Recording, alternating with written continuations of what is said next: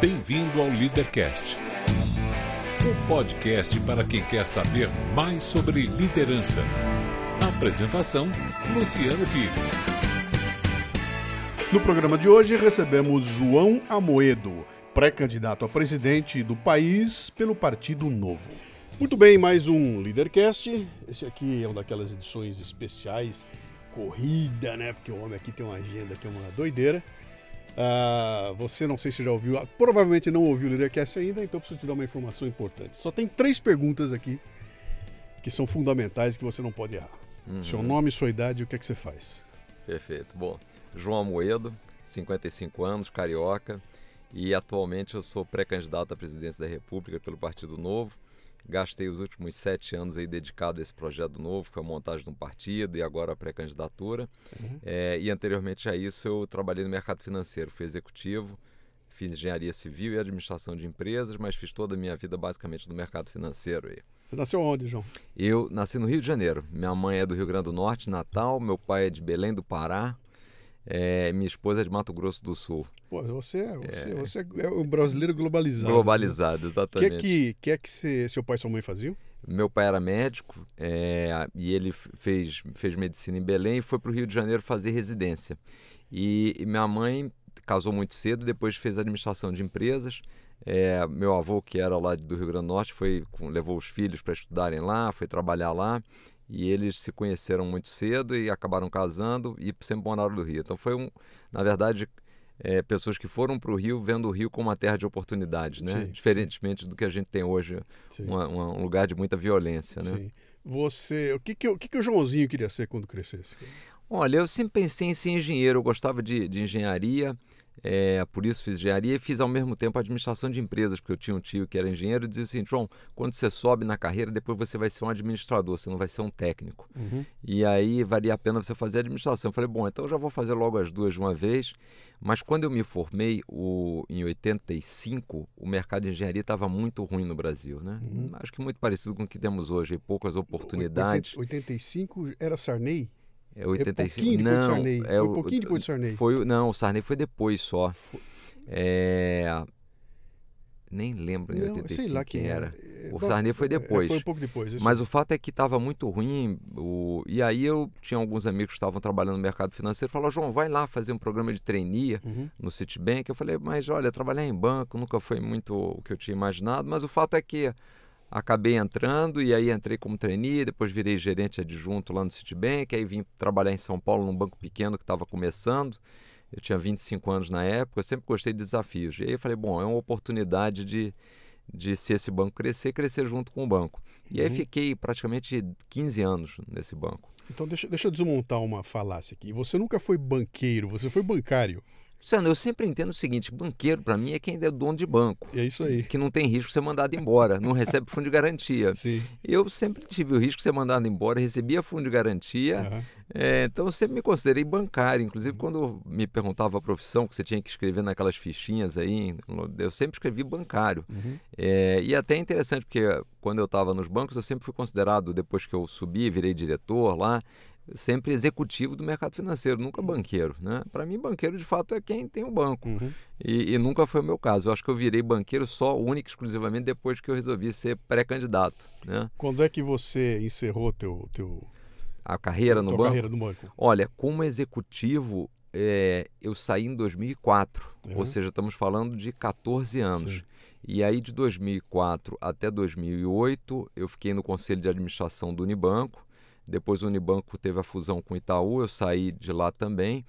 E aí, em 2009, 2010, eu fui chamado de volta pelo BBA, que era o pequeno banco que eu tinha trabalhado lá atrás, que em 88, e que foi comprado pelo Itaú. E aí os sócios antigos me chamaram para participar do conselho como um membro mais ou menos independente. E eu fiquei nesse conselho do banco até 2015. Então, assim, a minha última tarefa como executivo do sistema financeiro foi 2004 e a última tarefa como membro de um conselho de administração foi em 2015. E de fato, nos últimos tempos, aí, nos últimos anos, a dedicação foi muito grande ao Novo, porque é um projeto do início. Você montar um partido no Brasil não é fácil. A gente vai, eu vou te especular um pouquinho aqui. Né? Mas eu quero pegar um pouco mais nessa coisa interessante. Quer dizer, a tua profissão era conselheiro, você era um conselheiro de banco, era isso que você fazia. Acostumado a tomar decisões o dia todo para como o banco não perder dinheiro, como performar melhor, como ter um negócio de sucesso, né? Você estava muito bem para estar no conselho do banco. Se você não tivesse café no bule, não estaria no conselho do banco, né? E um belo dia você acorda de manhã ou você vai deitar à noite e abre... Eu vou falar para você o que eu falei para Janaína Pascoal, nessa cadeirinha aqui. Né? Um belo dia você está lá, entra uma luz pela janela e vem uma voz e fala assim: João, vá mudar o Brasil.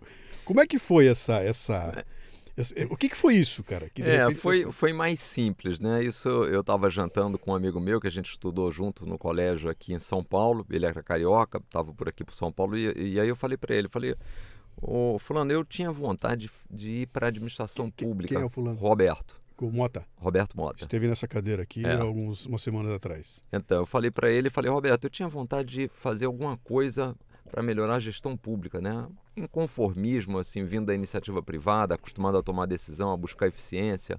O banco que eu comecei era bem pequeno, a gente foi crescendo. E, assim, uma irritação muito grande por a gente não conseguir ter algo que funcione, apesar dos altos impostos, né? E aí ele me colocou em contato lá, na época, com uma pessoa próxima ao Gabeira, o Fernando Gabeira, que estava saindo candidato a prefeito pelo Rio de Janeiro. E eu queria ajudá-lo a ser eleito, me pareceu uma pessoa séria, ajudar talvez num plano de governo, a trazer práticas diferentes para a iniciativa pública, né? No intuito único e exclusivamente de melhorar a vida das pessoas. Você vivendo no Rio e falando, não é possível que a gente pague esses impostos todos, e aí vendo alguns amigos, alguns conhecidos montando ONGs ou participando de instituições de caridade. E uma coisa que eu sempre pensei foi o seguinte: bom, essas instituições, essas ONGs têm algum valor, mas normalmente a atuação delas é limitada. O impacto que elas conseguem é uma camada muito pequena da população, né? E um esforço muito grande. E eu ficava pensando, por que a gente não coloca essas pessoas no setor público para fazerem a diferença, em vez de estarem atendendo 300 pessoas, estarem atendendo 300 mil pessoas, né? Na educação, na saúde. Além do mais, o dinheiro já está no Estado, né? A gente já paga os impostos. Aí, por isso, essa decisão de ir para dentro do Estado. Aí, quando eu me aproximei, isso 2008, 2009, do Gabeira e depois tentando levar alguns empresários para ajudar o Gabeira, eu falei, não, João, a gente não quer ajudar quem ainda vai para o governo, a gente está ajudando aqui um plano de governo para o Sérgio Cabral, e me aproximaram do Sérgio Cabral também. E no final desse um ano e pouco de um outro contato rápido, a minha conclusão foi, olha, não dá. Para mudar a política, você precisa mudar as pessoas que estão na política, para trazer gente com outro DNA para a política. Quer dizer, você se aproximou daquela máquina e pôde enxergar a máquina funcionando por dentro. Assim, eu tive poucos contatos, mas eu fiquei com a seguinte percepção: é muito difícil você montar boas equipes, trazer gente boa, gente preparada, gente ética, se o líder principal, um governador, um prefeito ou mesmo os deputados, não são pessoas que compartilham daqueles mesmos valores e princípios. Sim. E isso para mim ficou claro, né? E aí eu falei, bom, não tem jeito. Se a gente quer trazer gente diferente, gente nova, fazer uma renovação para atuar no Estado, isso tem que ser feito através da política. Para fazer isso através da política, nesses cargos de lideranças, que é o que faz a diferença no processo, você tem que ter um partido. Aí olhamos em volta, na época tinha 27, 28 partidos, e falou, bom, mas nenhum desses nos representa. E qual era o nosso grande desafio? Fazer as pessoas participarem da política, né? Desde aquele momento até hoje sempre teve uma aversão muito grande à política. E aí eu disse o seguinte, bom, vai ser mais fácil a gente tentar começar do zero. Fazer uma instituição limpa, com princípios e valores, com ideias, sem um salvador da pátria. E aí, se a gente conseguir montar isso, mostrar às pessoas que só a participação delas vai mudar a realidade, pode ser que a gente consiga começar a fazer alguma coisa. E aí resolvemos colocar essa ideia de pé em 2010. No final de 2010, eu tive um problema de saúde no início do ano, fiquei praticamente 6 meses em tratamento. E aí, no final de 2010, a gente começou a chamar os amigos e falou, olha, a política está no nosso dia a dia, interfere na nossa vida, desde da entrada na faculdade até o tamanho da lixeira, tudo isso é política. E se a gente está inconformado, está indignado com isso, a gente tem que entrar nesse processo. Vamos tentar montar um partido para trazer gente diferente, com esses princípios, e a grande maioria desses primeiros 200 amigos, colegas, conhecidos que a gente conversou, resolveram se engajar e serem fundadores do Novo. Ninguém era do ramo? Ninguém era do ramo. Você Ninguém. fazia ideia do tamanho da encrenca que seria montar um partido? Não fazia. Para você ter uma ideia, no primeiro momento, isso era 2010, né? A gente falou assim, olha, vamos colocar de prática isso. Primeiro eu não sabia que o partido tinha que ser nacional. Eu achei que se eu montasse um negócio com as pessoas do Rio, que eu conhecia, depois a gente fosse crescendo aos poucos, à medida que você fosse crescendo, você fosse para outros estados. Aí como eu me deparei com a legislação e vi que você precisava já nascer como um partido nacional, eu já estranhei, porque qualquer negócio que você começa pequeno. Sim. Você quer montar uma padaria, falou, você só pode montar uma padaria se tiver padaria em todos os estados do Brasil. Mas como é que é? É impossível, né? Mas é o sistema que é feito para inviabilizar. Então, nós imaginávamos, quando a gente começou no final de 2010, estar com o partido pronto em 2011 para participar das eleições de 2012, porque a gente queria estrear nas eleições municipais. Foi ao mesmo tempo que a Marina estava tentando Foi montar, mais ou menos. A gente começou um pouco antes, a Marina um pouco depois. Sim. Marina acho que foi mais ou menos um ano depois. E o fato é que foi uma tarefa que demorou 3 anos e meio para coletar as fichas. Foram mais de 1 milhão de fichas de apoio.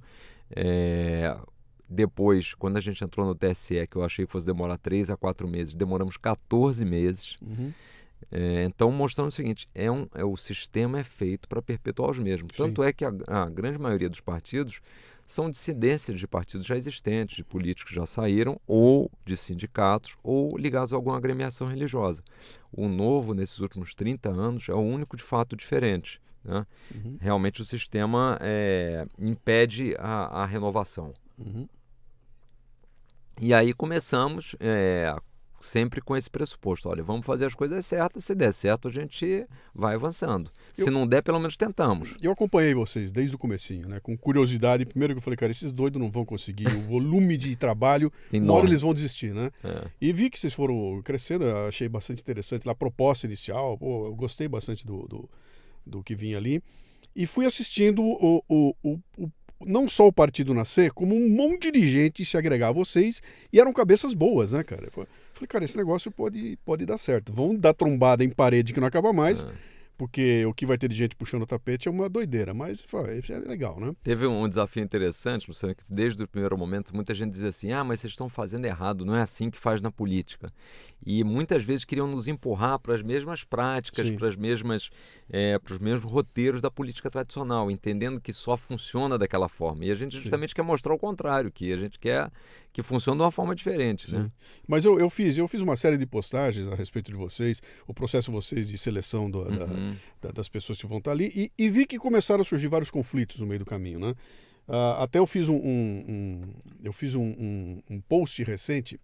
Em 2014 eu fiz um post no Facebook escrito assim, em quem vou votar para presidente. Eu analisava os candidatos e dava a minha, cara, teve 170 mil compartilhamentos, foi uma loucura aquele post, né? E eu fazia a análise do que está aí, né? A única opção que eu não tenho é votar nulo ou branco. Isso eu não vou fazer. Exato. Em alguém eu vou votar. Preparei um novo agora, que eu vou votar para presidente. E ali eu vou descrevendo o que está acontecendo, como é que estão as coisas lá. E quando eu chego no novo, né, no teu ponto, eu falo assim, bom, o que eu estou assistindo do novo, né? Cara, o novo é novo. Os caras estão aprendendo a se falar um com o outro ainda. Vão dar cabeçada de montão, porque, cara, estão abrindo um caminho ainda, né? Agora, tem um preço, cara, de ser novo é exatamente esse. Você vai crescer. E você não trouxe raposa velha para dentro do galinheiro. Exato. Você não trouxe os caras experientes para abrir. Você está tentando abrir caminho. Até porque a experiência deles não nos interessa, porque a gente não fará essas práticas. Sim, mas me fala uma coisa aqui. Esse aqui é um programa sobre liderança e empreendedorismo, tá? Você conduzir uma empresa, uma organização, como você estava no banco e tudo mais, é interessante. Você bota as lideranças ali, o cara não performou, você manda o cara embora, bota um novo no lugar. Tem um caminho ali que é diferente do que você está fazendo agora. Você não está montando uma organização onde você contratou pessoas para fazer o seu dia a dia e se for ruim, você bota fora. Você está montando um negócio que é um time que envolve muito mais do que gente competente. Os caras têm que estar envolvidos com a mesma intenção, tem que estar no mesmo caminho, tem que saber como é que lida com política e tudo mais. Eu vi um monte de gente boa entrar no novo e vi um monte de gente boa sair do novo, né? Não fui investigar o que era, mas falei, deve ter algum tipo de conflito acontecendo ali, que faz parte do jogo, né? Várias pessoas saíram e foram continuar seu caminho em partidos que já estão por aí. Eu vou para outro partido e você vê que as coisas não andaram muito bem. O Flávio acabou de desistir da candidatura agora, né? Como é que você fez para gerenciar como é que eu vou dizer? Cada um tem um olhar, cada um tem uma ideia, cada um tem um jeito de fazer, e você tem que botar isso tudo numa mesa e lidar com esses conflitos todos em torno de um bem comum, né? Deixa eu melhorar essa pergunta aqui para você ver mais interessante. Vou até fazer uma provocação em você. Anteontem teve o lance lá da Janaína Pascoal, vice do Bolsonaro, aquela confusão. Tá engraçadíssima a história, porque deu-se um nó no Brasil, né? E a gente olha para aquilo tudo e fala, cara, esse é um tipo de conflito que não era a hora dele acontecer agora. O ideal é assim, o cara quer ser eleito, eu tenho que ser eleito, então vamos juntar todo mundo, elege, e aí a gente arruma a casa, né? E começou o conflito antes disso, acaba prejudicar a reeleição lá. No teu caso, como é que você fez para lidar com isso aí, cara? Você senta na frente dos caras e, o caminho é A, B, C, D, essas são as regras, não vamos abrir mão, não vamos aceitar a negociação de valores, de convicções. Como é que você fez isso? Primeiro, só voltando num ponto que eu acho que é importante, um comentário que você fez. O Novo realmente foi uma prova de grande capacidade nossa de empreender na política. Porque se você parar e pensar um pouquinho, a gente está vendo aí, por exemplo, o Bolsonaro, né? Já teve em vários partidos. Sim. O Ciro já teve em vários partidos. E todos eles dizem assim, não, tivemos em vários e fomos mudando, porque o partido não expressava exatamente o que a gente pensava. A minha pergunta, por que nenhum deles, se tinha tantas convicções, tinha tanta capacidade política, tinha tanta capacidade gerencial de empreender, por que nenhum deles nunca montou um partido? Uhum. Então, assim, esse é um questionamento, porque montar um partido eu diria que é uma grande prova de resiliência, de capacidade de empreender, de organização, justamente por esse aspecto que você comentou, do voluntariado, da burocracia existente. Então, acho que isso referenda muito o projeto do Novo, porque na prática a gente já fez isso. Agora, quando a gente entra na política, e aí acho que é uma preocupação que a gente teve desde o início, é o seguinte, infelizmente, as pessoas têm as suas ambições, o que é natural, têm as suas agendas pessoais, o que é natural, têm os seus ciclos de vida, o que é natural, que normalmente é diferente do ciclo de vida de uma instituição, e as pessoas tendem a procurar o atalho. A gente viu isso, vai acontecendo, e infelizmente, em vários casos, o resultado é ruim. Uhum.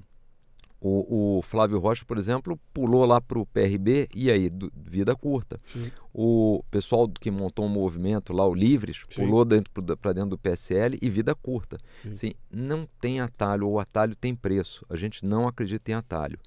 Então, algumas pessoas, é natural que algumas pessoas saiam no meio do caminho porque elas querem uma velocidade que exigiria do partido, da instituição, flexibilizar alguns posicionamentos, alguns princípios que no longo prazo vão nos custar muito. Uhum. Então, o que a gente tem feito sempre? E felizmente a gente está conseguindo criar essa cultura, porque a quantidade de pessoas que entram é muito maior do que os poucos que saíram, porque as pessoas estão entendendo que tem coerência e a quantidade de filiados continua a crescer e a unidade de pensamento, de princípios e valores, que eu tenho visto isso nas viagens pelo Brasil, é muito importante, que é o seguinte, nós temos um estatuto que diz o que deve ser feito. Então, o nosso patrão no Novo é o estatuto, não tem um dono. O dono é o estatuto que norteia como é que as pessoas devem agir. E os nossos princípios e valores, quer dizer, esses são inegociáveis. E, infelizmente, se as pessoas em algum momento acham que, olha, seria melhor, eu até brinco dizendo o seguinte, a gente não fará nunca o que é melhor, a gente fará o que é certo. Às vezes, o que é melhor não necessariamente é o certo. Uhum. Né? Usar o fundo partidário seria ótimo, vamos ter mais aí 4, 5 milhões de reais para gastar, mas isso é o certo? Não é o certo, então não vamos fazer. Então, acho que é muito do exemplo das lideranças originais serem muito rígidas e rigorosas na defesa dos princípios e valores. Com isso, a gente consegue criar uma cultura. Uhum. À medida que essa cultura se dissemine por grande parte dos filiados, e felizmente isso está acontecendo, eu diria que até me parece mais rápido do que eu pelo menos imaginava, você consegue blindar o partido, a gente receberá muita gente e algumas ao longo do momento vão entender que tem um conflito entre o que ele gostaria, a agenda dele, e o que é natural. E aí a pessoa tem liberdade de sair e tentar um caminho solo por aquilo que ele julgue. Mas a gente não pode desvirtuar a instituição para atender interesses específicos de determinadas pessoas. Acho que e isso será, no meu entender, já está sendo o grande diferencial do Novo em relação aos demais partidos, que viram legendas, né? A gente não ia fazer, por exemplo, um acordão com o Valdemar da Costa Neto, o Kassab e o Roberto Jefferson para ganhar 2, 3 minutos de televisão. Sim. Então essas coisas não fazem sentido.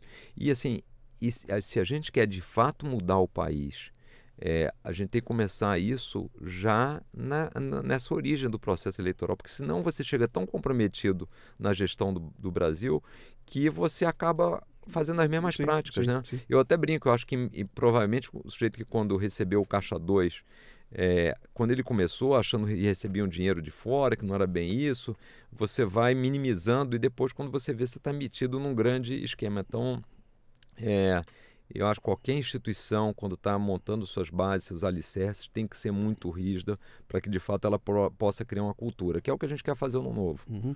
Eu já ouvi gente acusando o Novo de ser esquerda enrustida e de ser direita enrustida. Já ouvi vocês, são filhote do PSDB, de todo lado. Você bota um comentário, os caras metendo a boca para um lado e para o outro, o que... Eu estou nas mídias sociais há muito tempo. Quer dizer, quando eu desagrado um contra o outro, eu falo, bom, então eu estou certo. Exato. Se desagradei os dois extremos é porque eu estou no meio, eu estou certinho aí, né? Como é que você se define? Ou você, pessoa, mas o Novo, o que o Novo é?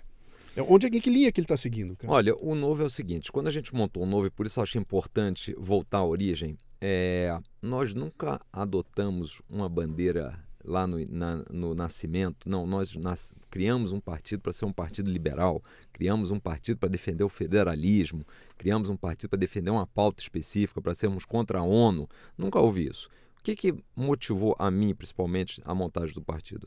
Foi o seguinte, olha, eu estou vendo essas pessoas na rua, pedindo esmola, não é possível, porque eu pago uma carga de imposto danada. Então, por que essas pessoas não estão na escola, não estão no hospital se estão precisando? Porque tem um problema no Estado. Então, a máquina do Estado está funcionando mal. E os partidos que estão aí não nos representam e não mudarão essa máquina. Uhum. A gente só mudará essa máquina com uma determinação muito grande do que precisa ser feito e com gente com disposição para fazer isso. Foi por isso que a gente montou o partido. Ao longo do tempo, obviamente, olhando os casos ao redor do mundo e vendo o que funcionou, ficou claro o seguinte, bom, mas onde é que funciona melhor? Nos países que adotam uma política mais liberal ou nos países onde o Estado é mais presente? Não.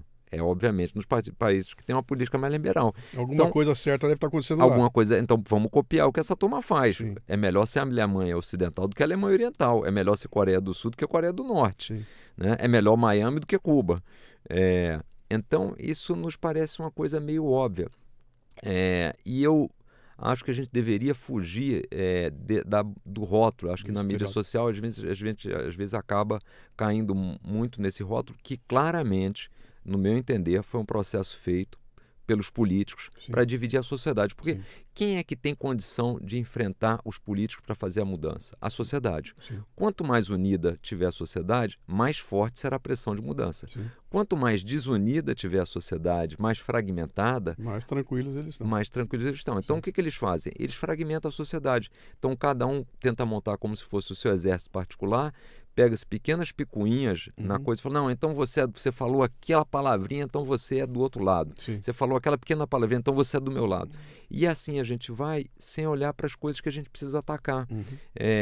Então, eu entendo o seguinte, muito pelo menos do meu discurso, do discurso do Novo, é a gente trazer serenidade, parar de falar das pessoas, falar dos assuntos e principalmente definir as prioridades e de fazer o diagnóstico correto. O que a gente precisa fazer? A gente vai vencer como essa turma? A gente vai mudar como o desenho do Estado brasileiro para que a gente pare de crescer 1%, passe a crescer 4%, 5%, que é o que a gente deveria estar crescendo, né? E sem cair nessa mesma conversa, até porque eu acho interessante, quer dizer, no Brasil, chega a época da eleição, uma das perguntas frequentes é quais são suas propostas para educação, saúde, segurança? O problema não é a proposta. Faz um copy-paste aí que dá para usar... O problema não é a proposta, o problema é a execução. Sim. Quando você tem um programa, como é que eu faço para fazer um podcast? Você não vai fazer um roteiro. O problema o segredo sempre está na execução. Sim. E é isso que a gente tem que se perguntar. No Brasil, acho que a gente foi sempre levado a perguntar qual é a proposta. Quando a gente via dizer, a proposta não me interessa, porque tem muita proposta boa por aí. Quero saber o seguinte, como é que você vai executar? Eu tenho na minha palestra a discussão de o que fazer não precisa mais. Não precisa mais. Todo mundo já sabe, se não souber, está escrito em algum lugar. A questão é como fazer, como é que vai executar isso. E aí a pergunta é como e quem fazer. Você tem um concorrente que tem uma resposta boa para isso. Perguntaram para ele como é que ele cuida a dívida, ele fala pagando. Mas como? Pagando, ora, né? O Novo sempre me pareceu um partido que não tinha pressa. Quando eu vi vocês nascerem, me pareceu que não tinha pressa. Porque já não largou de cara com um monte de candidato. Foi bem devagar, tanto que emplacou poucos candidatos. E eu tive sempre a impressão que era um partido que não tinha pressa e teria menos pressa ainda de tentar chegar na presidência no alto, né? E também nunca me pareceu que o João Amoedo seria um nome para estar ali. Eu sempre tive a impressão que teria um outro nome mais midiático, e você estava lá, falou, eu vou segurar as pontas aqui. E aí, por uma série de mudanças, um belo dia surge o nome do João. Falei, será que ele vai entrar, né? E aí você entrou, né? Então eu vou dar o meu pitaco aqui, você fica à vontade, tá? Para mim, o João entra com essa tua campanha, dar muito mais visibilidade ao Novo.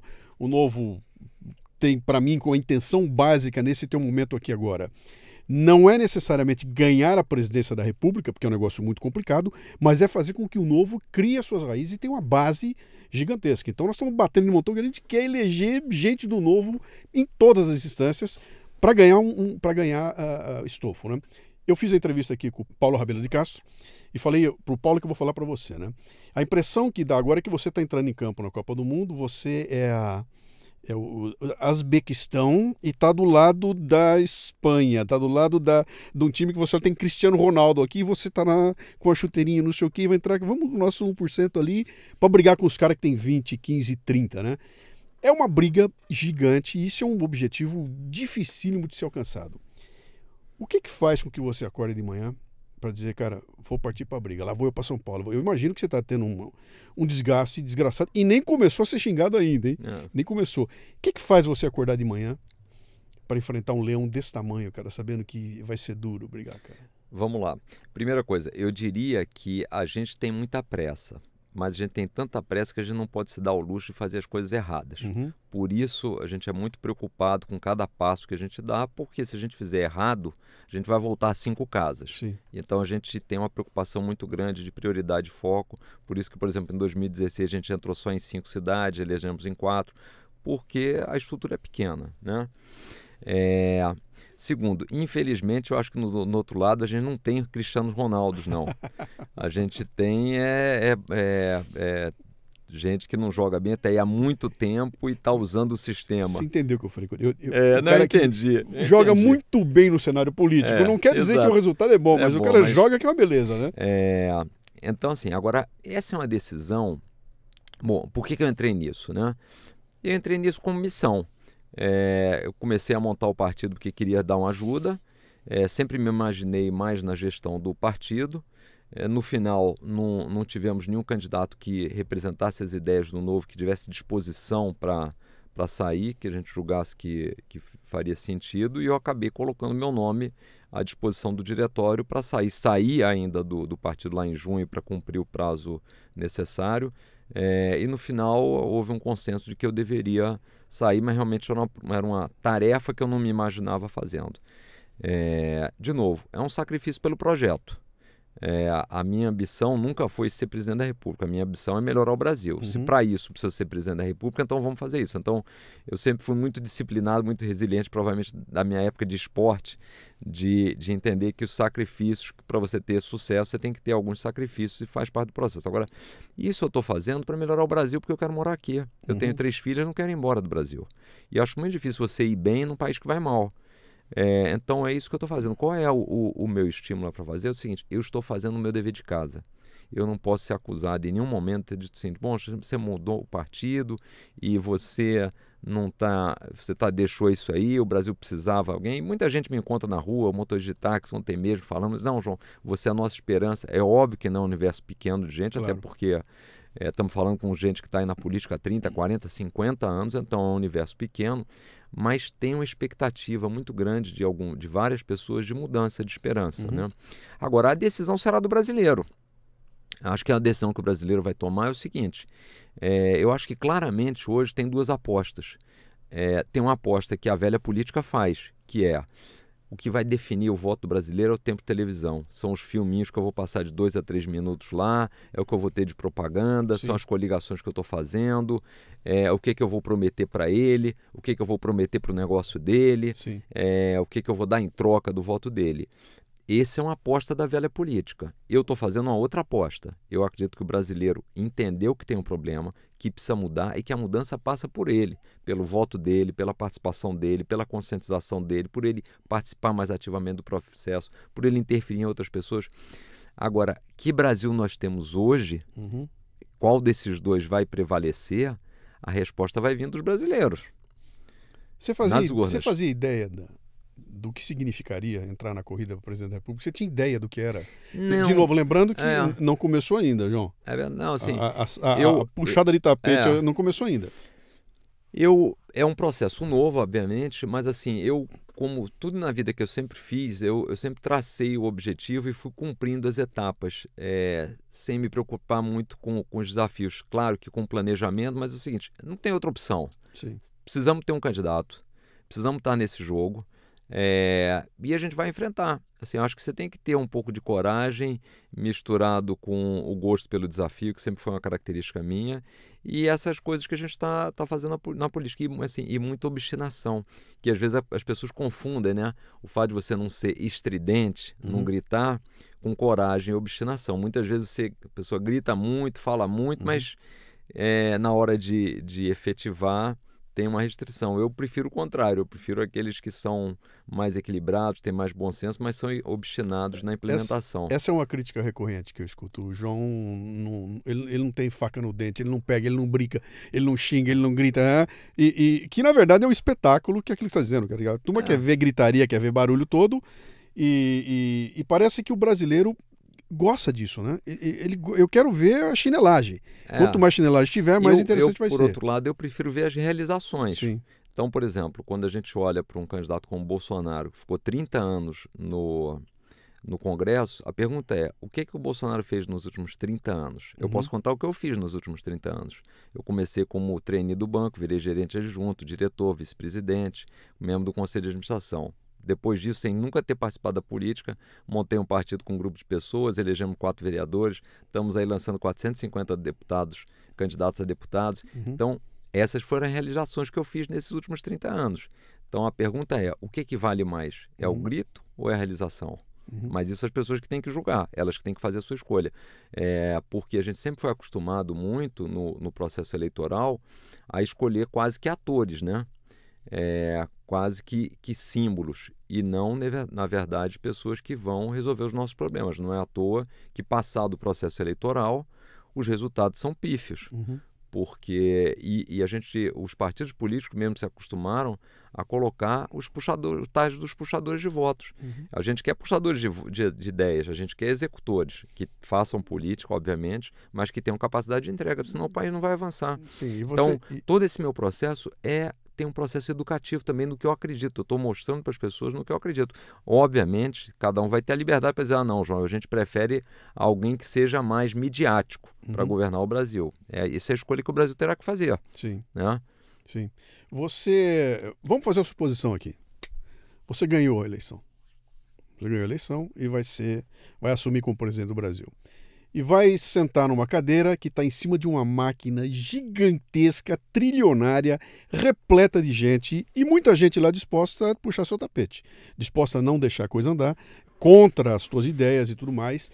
Então, se não houver uma limpeza dessa máquina toda, a coisa vai enrolar. Eu digo, qualquer que seja o presidente que ganhar agora e que não for da linha, da corrente anterior que estava lá, vai levar 2 anos limpando a máquina, cara. No mínimo limpando a máquina, né? Lembrando que você não está numa empresa privada, ou você não pode chegar lá e seguir, demita os incompetentes. Como é que você lida com um imbróglio desse tamanho, cara? Olha, primeiro, assim, o roteiro, obviamente que os processos são diferentes, mas o roteiro não é muito diferente de quando você entra num negócio que está ruim. Eu tive essa oportunidade, eu fui administrar uma empresa que fazia financiamento de automóvel e ela estava com prejuízo, com um clima muito ruim. E qual foi o roteiro que eu fiz? Primeiro, ao chegar na empresa, eu levei 3, 4, 5 pessoas que eu já conhecia para formarmos uma equipe. Sim. Então, no governo tem que ser a mesma coisa. Tem que levar um ministério com 10, 12 pessoas para formar um time.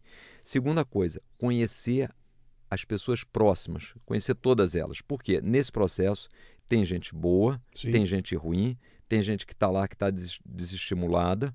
Então você consegue puxar as pessoas boas. Terceiro, ter uma proximidade, reduzir o máximo possível a quantidade de níveis hierárquicos. Você tem que estar mais próximo das pessoas. Por quê? Isso é uma forma delas verem como é que você atua, você ser uma liderança pelo exemplo, você tirar qualquer dificuldade de diálogo. e as pessoas verem que estão fazendo parte de um time, que eles não estão sozinhos, eles têm um chefe e o chefe não participa da guerra junto com eles. Então, eu sempre fui dessa tese de tirar os níveis hierárquicos e estar muito próximo das pessoas. E, por último, definir prioridades e trazer um consenso em relação à definição dessas prioridades, para que a gente possa começar a pôr os planos em prática. Então, é isso que eu imagino. É óbvio que é numa escala muito maior, mas o roteiro tem que ser esse. Gente de qualidade, proximidade, motivar as pessoas boas e trabalhar junto. Assim, eu só acredito nisso, senão não funciona, né? E esse trabalhar junto é com as pessoas e mesmo uma transparência muito grande para a população. De novo, se a gente fizer algumas coisas erradas, vamos mudar, vamos ter que mudar rápido, mas ter clareza do que a gente está fazendo e quais são os objetivos, né?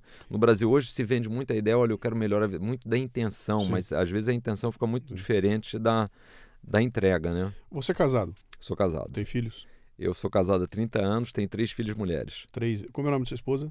É Rosa Helena. Você chega um dia para Rosa e fala, Rosa, eu estou pensando em ser candidato a presidente da República. O que a Rosa falou para você?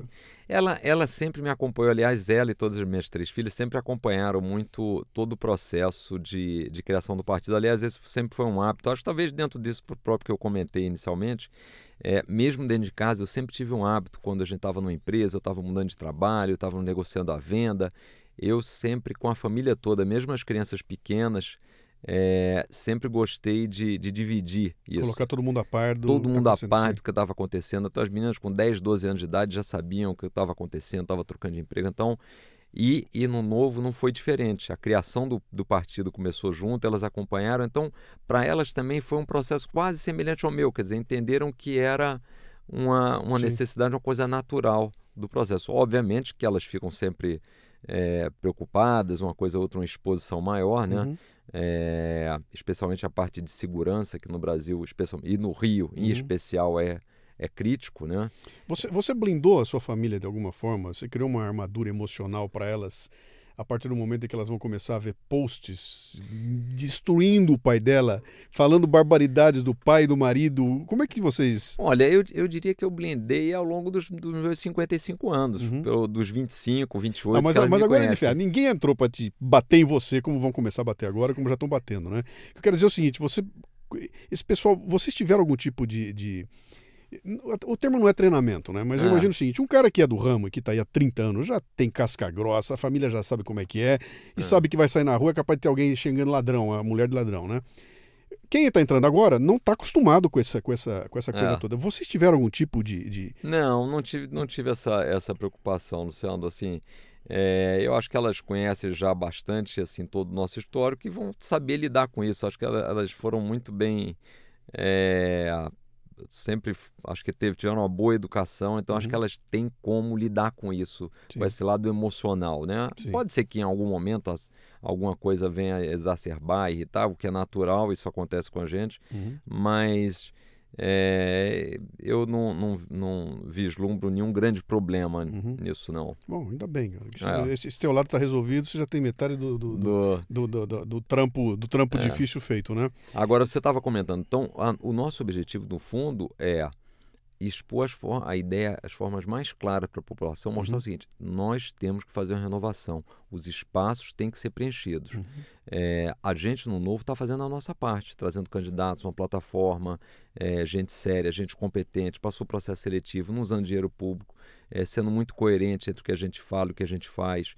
Agora, cabe à população assumir um pouco da sua responsabilidade. É o que a gente espera, mas eu acho que isso está acontecendo. Pessoas foram à rua pelo impeachment, assistem julgamentos no STF, cobram dos deputados, acompanham a parte política. A política foi muito mais acompanhada esse ano do que futebol. É um momento único da história do Brasil, né? Que eu costumo dizer, eu falei para meu filho e minha filha, vocês estão vivendo um momento que eu não vivi na idade de vocês. Eu com 30 anos de idade, eu não podia ver o que estava acontecendo. Eu sabia que alguém roubava, não sabia quem era, não sabia quanto, não sabia onde. Hoje eu sei quem é, sei quanto, e o cara está na cadeia. Exato. Nunca houve isso na história do país. E está acontecendo aqui agora. Tudo online. Então a gente abre mais um caminho aqui interessante para especular você. Lava Jato. Talvez esse seja o acontecimento mais importante na política brasileira nos últimos anos, né? Que foi surgir com a força com que surgiu e esses desdobramentos malucos que estão acontecendo aí, como é que você acompanhou, como é que você vê esse momento? Te preocupa de alguma forma? Estão dizendo que ela exacerbou, que está indo além, que estão politizando a justiça. Como é que você vê isso? Não, eu entendo que ela foi dentro do que deveria fazer. Do meu lado, a gente tem que dar total apoio à Lava Jato. Essa conversa, no fundo, é daqueles que estão sendo atingidos, que querem, de alguma forma, criar algum tipo de censura para a Lava Jato, como a gente tem visto no Brasil, a questão, isso aqui foi um golpe, aquela história da Dilma, que foi golpe, que o Lula não deveria estar preso. Hoje estava vendo uma declaração do Haddad dizendo que ele quer uma regulação liberal para a mídia, regulação liberal, não sei o que isso quer dizer, o que é prisão livre. Então, essas coisas que no Brasil são distorcidas para vender uma realidade. E a gente precisa se posicionar muito claro em relação a isso, quer dizer, e essa é uma falta que eu sinto das nossas elites, nunca terem se posicionado muito claro sobre vários aspectos da vida brasileira, né? Especialmente da política. Houve uma ausência, uma omissão muito grande que contribuiu para a gente ter entrado nesse processo aí de desgaste e de deterioração. Mas, assim, a Lava Jato, para mim, tem feito o dever de casa corretamente, não tem o que reclamar. A corrida vai começar agora. Então, já foi a convenção? Ainda não? Não, a nossa é dia 4 de agosto. Dia 4 de agosto. A gente está tendo, já tivemos várias estaduais, mais ou menos metade das estaduais a gente teve, e continuará até durante a semana, e dia 4 a gente fecha. Você já tem o vice na cabeça? O vice será o professor Christian. Ele era pré-candidato ao Senado por São Paulo. Sim. Foi um dos fundadores do Novo, eu conheci um pouco antes, lá em 2010, cientista político, era executivo de uma multinacional, saiu da empresa do trabalho para se dedicar. Quer dizer... Atenção, você que está nos ouvindo aqui, olha que coisa rara, tem um candidato que já tem vice. É verdade. Tá uma loucura hoje, né? Tá difícil, né? Tá bem difícil, impressionante. Legal. É difícil. E aí fica aquela pergunta, bom, como é que será a negociação com o Congresso com a turma que não consegue nem determinar um vice, quer dizer, não consegue ter um acordo para ter um vice. Os principais candidatos estão sem vice. Sim. Essa campanha aqui é uma campanha diferente, como nunca houve na história do Brasil, por ser curta, por ter pouco tempo. Inclusive, a distribuição de tempo na televisão é um negócio horroroso. Fizeram uma bagunça lá que vão ter que consertar isso logo mais, né? Eu sei que o Novo tem uma presença muito grande nas mídias sociais. Vocês fizeram um trabalho gigantesco e muito bem feito lá nas mídias sociais. Mas daqui a pouco vai ser dada a largada, né? E vocês não têm nem o dinheiro e nem a máquina gigantesca que tem esses grandes partidos que estão aí, né? Inclusive, eu nem sei se você vai conseguir participar dos debates. Você seguiu que a legislação é capaz nem o debate você conseguir. Tá meio em aberto. Eu vi, por exemplo, a gente ontem teve uma notícia que o nosso candidato lá do Rio Grande do Sul vai participar dos debates da Bandeirantes. Ela chamou os que estavam, mais o candidato do Novo. Que eu acho que até deveria ser uma coisa razoável, que no meu raciocínio é o seguinte, se você não tem nenhum representante, mas é a primeira vez que você está participando de uma eleição, seria natural que você chamasse. Na segunda não precisa mais, se é a primeira vez. Sim, né? Sim, até para a gente ver quem é a cara do sujeito, né?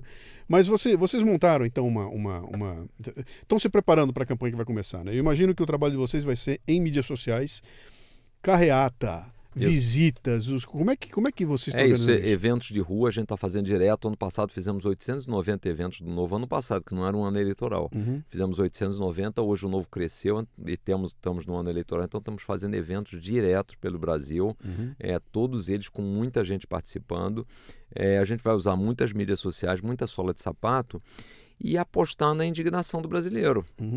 Porque qualquer brasileiro, e aí eu falo, óbvio que eu sou suspeito para falar, mas qualquer brasileiro que pare hoje e olhe o cenário político e olhe os partidos, o que tem de novidade, a única coisa que tem de novidade no cenário político que realmente é diferente, a pessoa pode fazer qualquer outro tipo de crítica. Não, é difícil, eles não vão ganhar, mas o que tem de diferente é o novo, o resto é mais do mesmo. A própria definição dos vices mostra isso. Quer dizer... Tanto é assim, João, que é uma coisa engraçada que eu comentava com a nossa turma lá na confraria que nós temos aqui, que tanto é tão novo que é difícil bater. Os caras não conseguem achar em que bater. Começaram a bater em você, o cara é de banco. O cara vem de banco, vamos bater nele porque é de banco. Cara, que bobagem, né? Assim, mesmo que fosse, eu não sou. Outro dia eu até brinquei, eu falei, tem um país aqui do lado que acabou com os banqueiros, com os empresários. Sim. Com papel higiênico, com remédio, com a comida, que é a Venezuela. Então, assim, eu não fui banqueiro, mas mesmo que eu fosse, então, o que isso muda? É difícil, não tem um histórico político para eu bater. Não tem coligações para bater. Eu vou bater o quê? Eu vou bater na dancinha. Vou bater na dancinha, eu vou bater na dureza, né, que não negocia, porque tem os valores que não negocia. Muito rígido. Não tem onde bater, né? Então, a minha proposta que eu coloquei, o pessoal falou, escuta, se é novo, é novo. Ou eu não experimento o novo e continuo o velho, ou eu faço uma tentativa para o novo, né?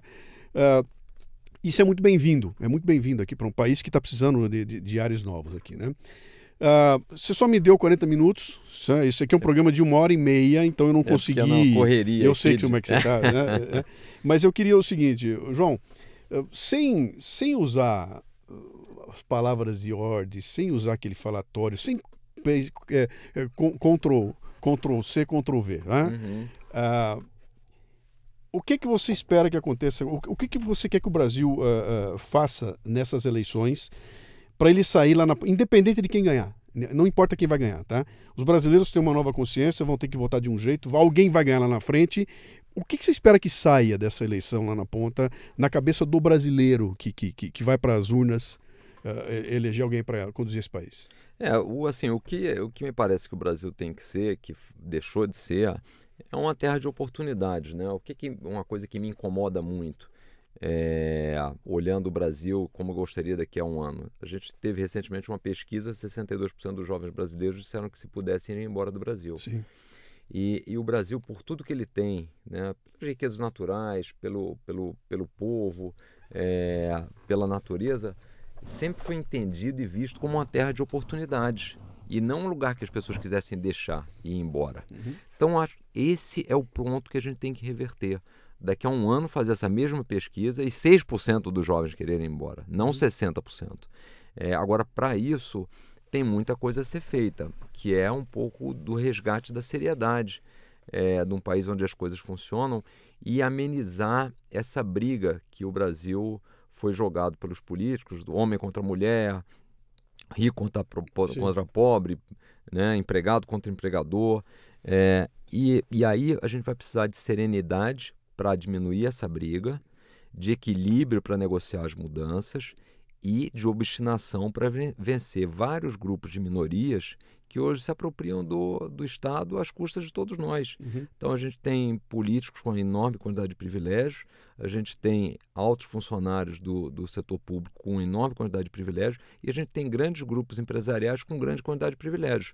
A pergunta eu espero que o próximo presidente tenha coragem de enfrentar isso aí.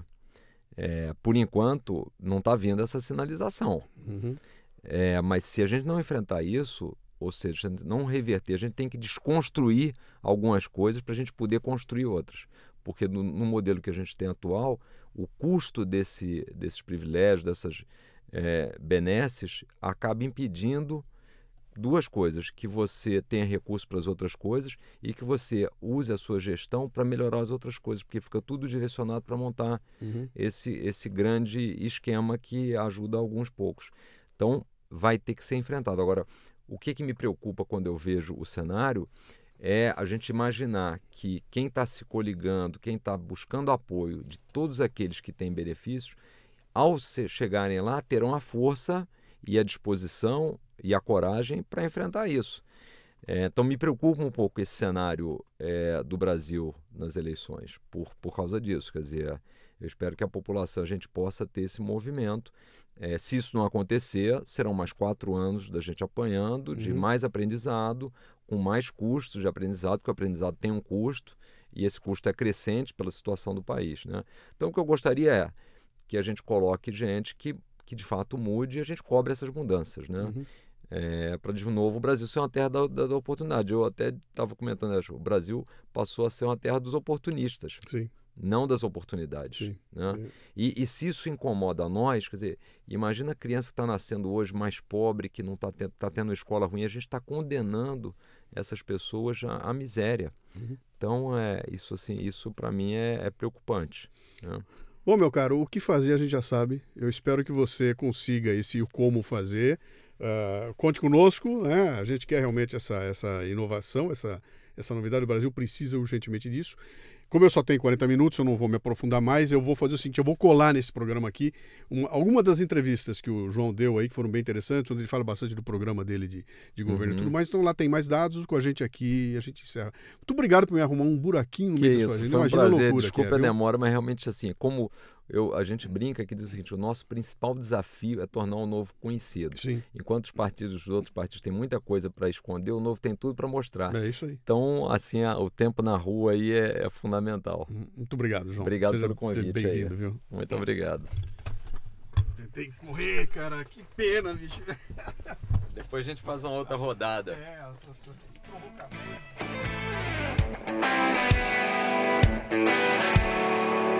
Você ouviu o Leadercast com Luciano Pires. Mais uma isca intelectual do Café Brasil. Acompanhe os programas pelo portal cafebrasil.com.br.